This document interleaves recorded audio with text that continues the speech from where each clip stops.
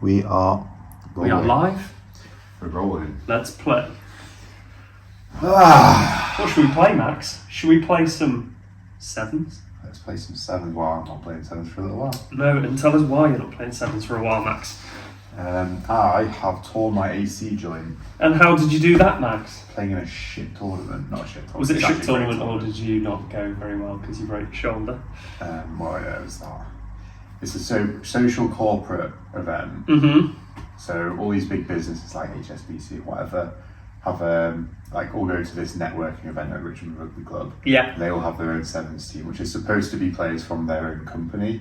But Right. everyone just brings in ringers. Nice. And So what company were you part of then? Chubb. Chubb. Is that something you're part of? No. Oh, right. Well, so you're a ringer. In fact, I'm a ringer, yeah. Nice. But I've played for them 2 years prior to this year as well, so this was the third time I played for them. So I'm basically part of the furniture. Nice. Part of the Chubb furniture. The Chubb furniture. So, if you're watching this on YouTube rather than listening on Spotify, Max, we're in a different location today, aren't we? Yeah. Where are we? We're at my new place.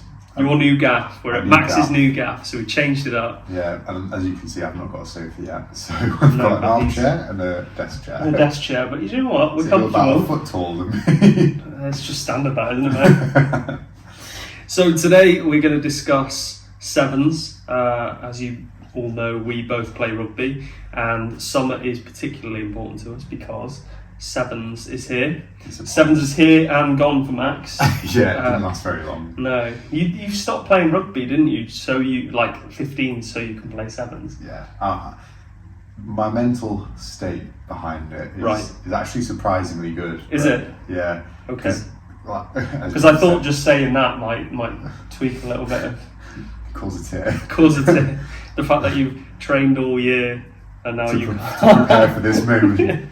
Honestly, it's ridiculous. Was it your first tournament too? No, so I played Melrose, which Mhm. is the first one of the year up in Scotland and in Edinburgh. Did you? Yeah. Jesus. Right, go on. That was the first one. Mhm. Second one was like a warm-up tournament in, where was that? Farnham, I think. Yep. And then I had the first leg of the series. No, that one was in Farnham, the other one was somewhere else. First leg of the series, which went okay. Mm-hmm. And then this one. And then I was supposed to be the next leg of the series, so the second leg of the series. That was meant to be this weekend. And you're no longer playing. No longer.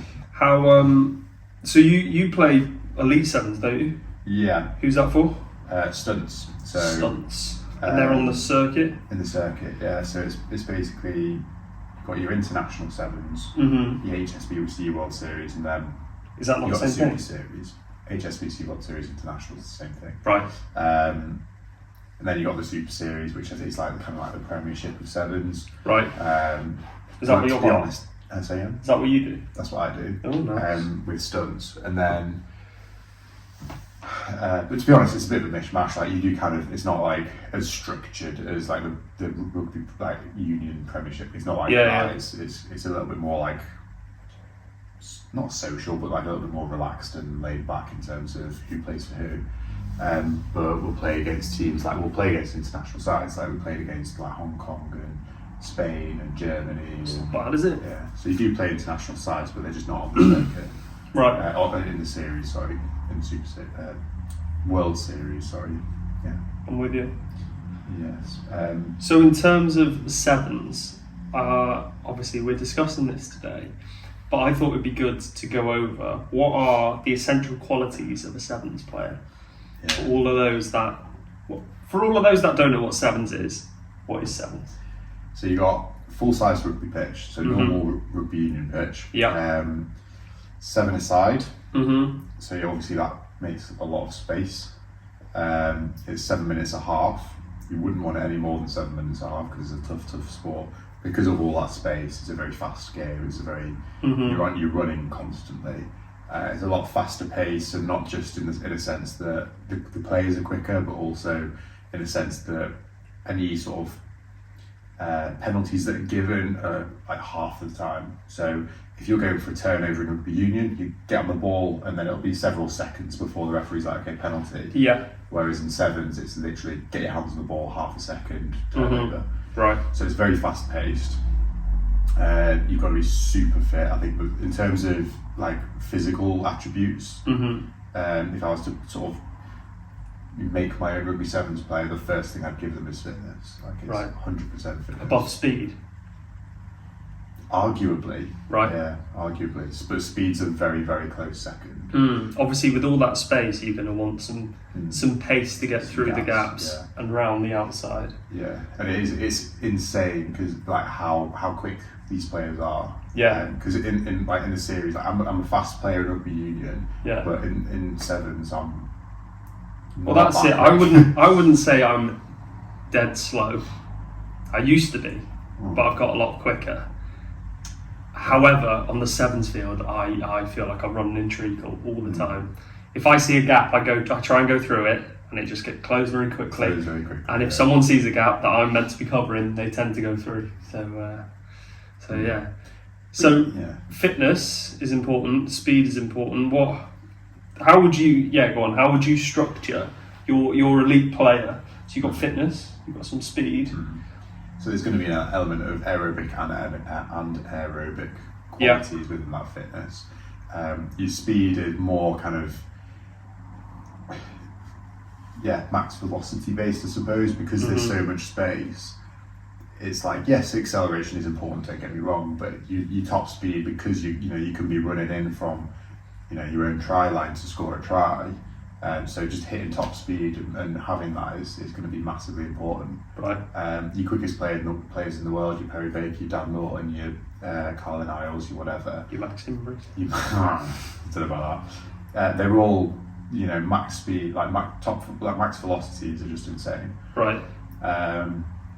So top speed is more important probably than acceleration, but obviously they come a bit hand in hand. They're a little bit hand in hand, yeah, definitely. And obviously because you stopped playing rugby to train for sevens, how did your training differ from a standard, during intra-season to pre-season rugby? Just running, like on feet, get the miles in. So a lot more aerobic running, like 5Ks, 10K sort of thing. Aerobic, bit of both. I've been predominantly doing aerobics, more like longer distance, just because I've got other fitness goals outside of rugby as well. But it's just having that capacity to run at a high speed, at high intensity for, it can be 3 minutes, which doesn't sound very long, but 3 minutes in a game for sevens is graft. Well, anyone that's sprinted for 3 minutes, good luck to them. Yeah, exactly. It just doesn't happen. Exactly. If you think like a 400 metre sprint, when you're doing 400 metre sprint, by the end of it, you're goosed, you're gassed, and that's like 50 seconds to a minute if you're like a somewhat decent runner.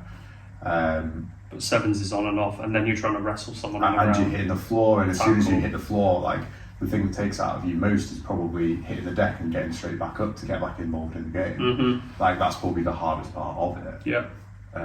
So you're getting in more miles, doing more running. How would your gym sessions differ? So less hypertrophy based, so it's going to be relatively low volume. And it's going to be a lot of sort of plyometric based stuff. There will be some strength stuff, but very minimal. Just because the focus is away from size, I suppose. Yeah, it's away from size. Like, I'm 90 kilos and I'm heavy. I'm a prop. Yeah. In like high level sevens or elite sevens, I'm a prop, and I'm normally a winger or a centre in union. So weight is not like a big, an important thing. It's about fitness and speed. And yes, physicality is, it is important. But it's not the kind of be all and end all by any means. Yeah, certainly the players in union that would make good sevens players are always those. I mean, they're powerful, but they're not necessarily the strongest. So you think of the strongest, and you'd think of props that are slow. But when you think of like the semi-Radradas, he's a freak. He's big, but he's also powerful, and he's dead quick. And you've got people like Radwan and that you'd think of. It tends to be your backs, doesn't it? Rather than your playmakers in the middle. You tend to choose your outside centre 15s and wingers over anyone. Yeah. But it's interesting because, like, for rugby, especially with you training me, we're trying to put on size, we're trying to get quicker, but certain things are at different points in the in your training cycle, I suppose, depending on where you are in season. But pre-season for sevens just seems to be mostly about, like you said, getting the miles in, getting fit. Yeah. Do you do many speed training sessions when you're? Yeah. So you'll have like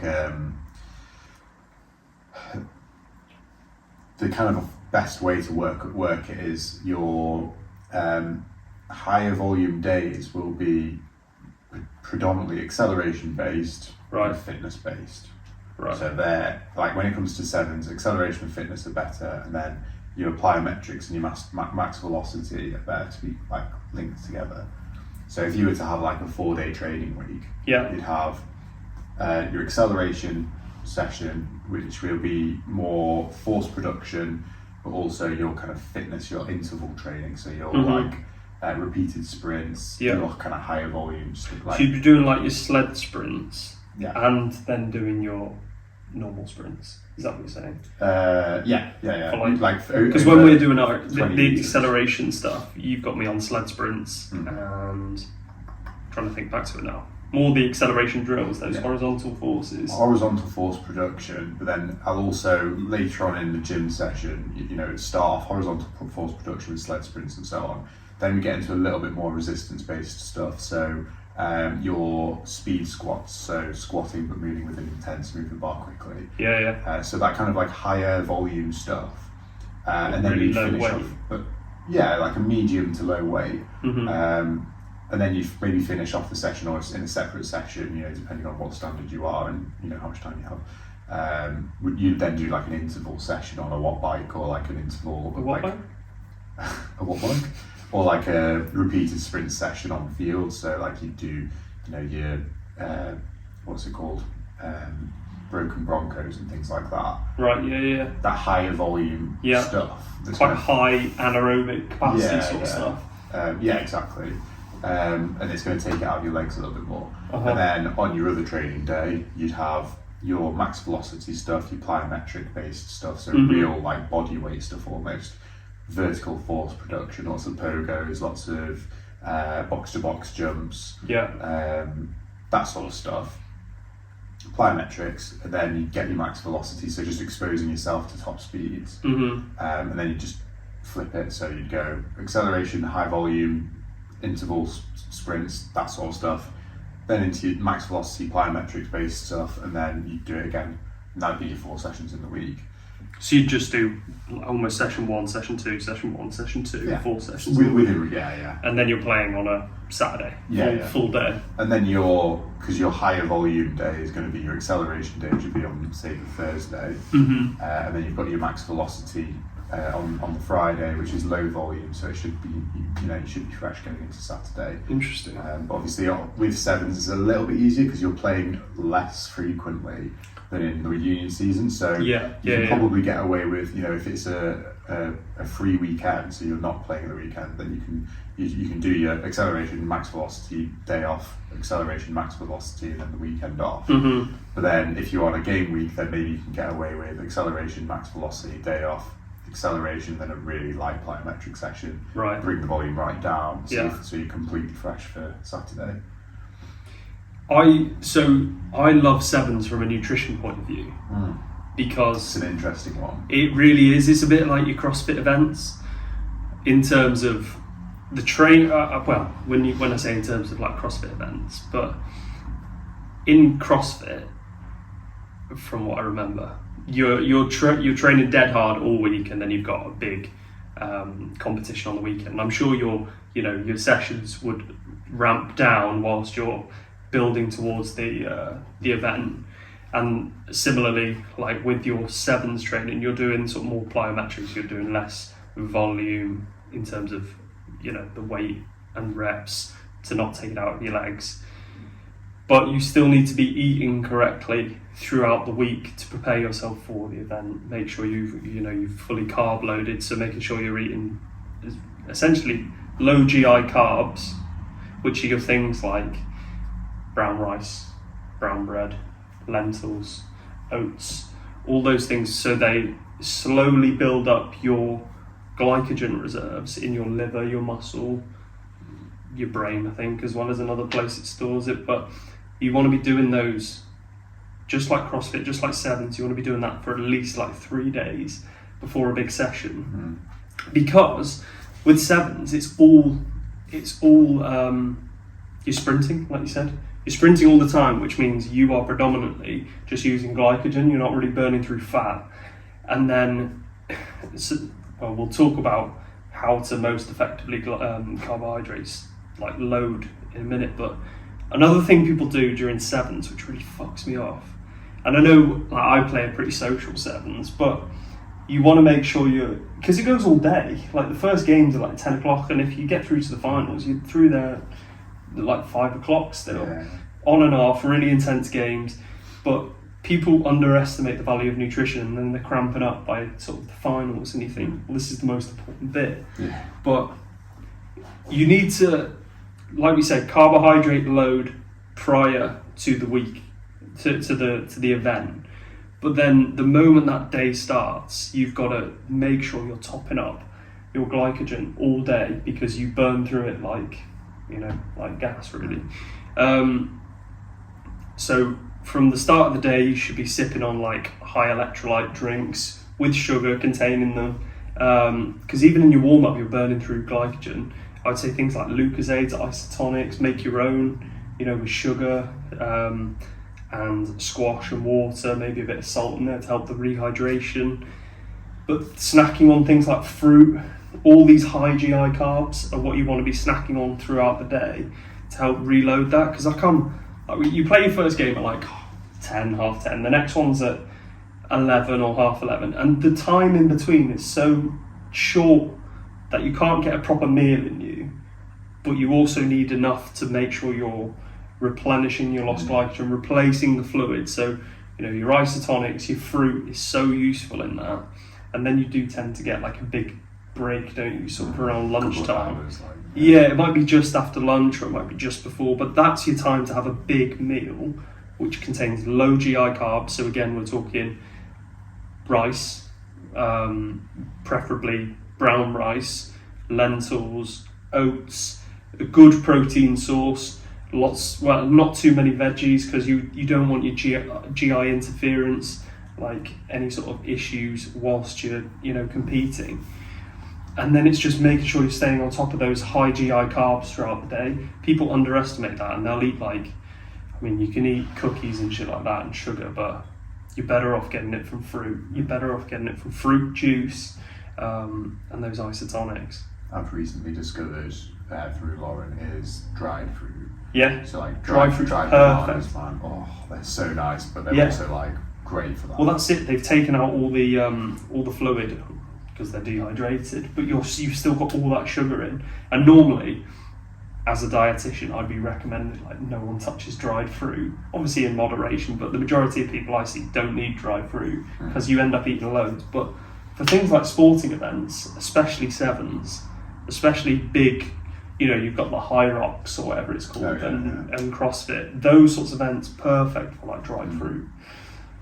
Yeah, it is an interesting one, but like you can play around with it. But another thing that I've kind of come across before are certain foods that could really like mess up my gut. Yeah. So like I can get like real discomfort Mm-hmm. in my stomach. Yeah. And I'm like later on in the day, if I've had something that doesn't like react very well in my gut, and then you end up playing and you feel like either like just general discomfort. Well, a lot of people have like undiagnosed intolerances, and what causes those intolerances is mostly either some lactose. Lactose is probably the biggest one, so that's your dairy products. And most people have some sort of intolerance or IBS to certain vegetables. So around your games, or like that day, I would say, is trying to keep vegetable intake to a pretty minimum. I mean, you can get some good fibre in from your fruits because you're trying to replenish those carbohydrates, But most, like if you're having a high veggie meal, and I'm talking vegetables, not just a vegetarian meal, if you get what I'm trying to say here, then that's where that GI interference can come to play, and you really don't want that when you're trying to perform at your optimum. So, it goes against necessarily healthy eating advice, but you're not doing it every day. Like, I'm advising healthy eating advice the rest of the time, but come game day or come competition time, you want to be making sure you're performing optimally. And if you're going to get GI interference, I'd stay away from sort of dairy products and lots of veggies around those times. Stick with your fruit because you get lots of sugar from that. Your dried fruit, that's great. And then have a big meal when you get a big break. And allow about an hour before your next game, before you eat something, if you get what I'm trying to say. For sure. And those people use the little gels, don't they? I'm not a big fan of them because you have too many of them. And again, your GI system can go a bit. People tend to get the shits with them because they're so densely packed with. Yeah, with sugar, and it's they tend to pack it with because they put sugar in it, but they also put sweeteners in it, and a lot of fructose in one of those systems can also cause gastrointestinal issues. So that's why people tend to get the shits if they have too many of those gels. That's interesting. Like, I'd never really have more than one or two in a day. I know that like endurance athletes, for example, can have like fucking loads, like during a triathlon or whatever, or what's it called? Whatever, Ironman, that's the way I call it. They have like loads of them. I personally quite like them, but then I'll only have one or two during the day. I mean, they're useful, absolutely. If you've had it before and you know you're fine with it, that's when there's no issue. It's when people have never tried it before, then they have one, then they get a GI issue, and they're not able to perform well because they're conscious of how their stomach feels. And you're like, all the stuff that you do on a performance day should not really differ from what you've done previously, because you don't want to be adding something new into the mix and it could potentially upset everything. You should have already tried all these things that you... I've heard this as well from other places, but I think it was Lauren that said that like not to try anything new on game day or tournament day or competition day. If you've trained all year for a big event the last thing you do is go and have a milkshake and you've got a lactose intolerance, you've just ruined it then, haven't you? Ruined your event, absolutely. I find sort of competition nutrition very, very interesting. And then there's also the hydration side after it to make sure you recover effectively. Because when you, especially sevens, you're in the sun as well. It's a hot day. It's always a nice hot day, unless you go to Chester Sevens and it's generally raining. But you need to hydrate effectively after. And obviously everyone wants to get on the beers after. But you do need to make sure you're like... I think for every kilo of body weight you lose, you should be having a kilo and a half, or like 1.5 litres of fluid to help you rehydrate. Yeah, absolutely. But electrolytes help with that. Yeah, I like the... I'm a bit of a sucker for supplementation, to be fair, when it comes to like competitions and game days, like sevens tournaments. So like, I really like the hydration tablets, which I know you can easily do with like just putting salt in. It's convenience, isn't it? It's convenience, and I just like the taste. Like, I don't know, even the feeling of just like opening it up and doing you it. feel like that's also a placebo effect. 100%, and plus if it's a placebo effect, but if it works, it works. I really enjoy that, and I like using the hydration tablets and knowing that I'm kind of, even the day before I have a hydration tablet, so I'm going into the day. But that's the right thing to do, because not only should you be carb loading, but you should be, it's not water loading, but making sure you're hydrated. A lot of people will, and I'm guilty of this. I'm not necessarily saying for sevens, I know we're talking about that, but prior to a rugby game, the night before you have a couple of beers, and actually, it probably doesn't affect you that much. But you want to make sure you're hydrated properly before you play any sort of game. Definitely. I've got a Manchester half marathon in October. Have you? I've already started carb loading for it. I'm joking. That's a terrible joke, mate. It's not true though as well. I've got a 33k race coming up. Yeah, that's a big one. That. Yeah, it's quite long. It's the longest I've ever done. Yeah. I think the longest I've done is 20. What's a half marathon? 21k. Yeah. And that was hilly, and the one that and the one that I'm doing I'm doing it in Sweden, but it's in September. That's gonna be 33k. But it's a run, walk, run sort of one where you don't have to Yeah. run, and it's nice, like picturesque. So I'm sure I can walk around if I need to. Yeah. But I'll make sure I hydrate and I'll make sure I carb load before it. Mm. In fact, I'll document it on my little Instagram. So Yeah, if you want to follow me, James Weeks RD. Little plug. Have you got anything else to say about sevens, Max? Do you want to? I mean, I could talk about sevens all weekend, but I think that's pretty much the gist of it, isn't it? Good. I love it. You love it. You just want to get that I've been across. so keen and desperate all year, And now you're fucked. and now I'm fucked. Do you think you'll be ready for the end of the season? Do you think you'll play anymore?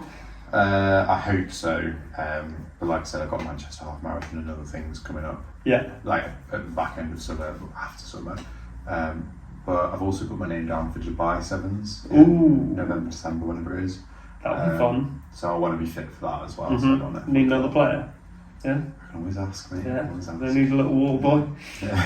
Hydration boy. Hydration man. That'll be me. Well, should we wrap it up there? Yes. Thank you for listening, guys. And thank you for watching if you're on YouTube. Yes. Take care. Arrivederci. Yeah.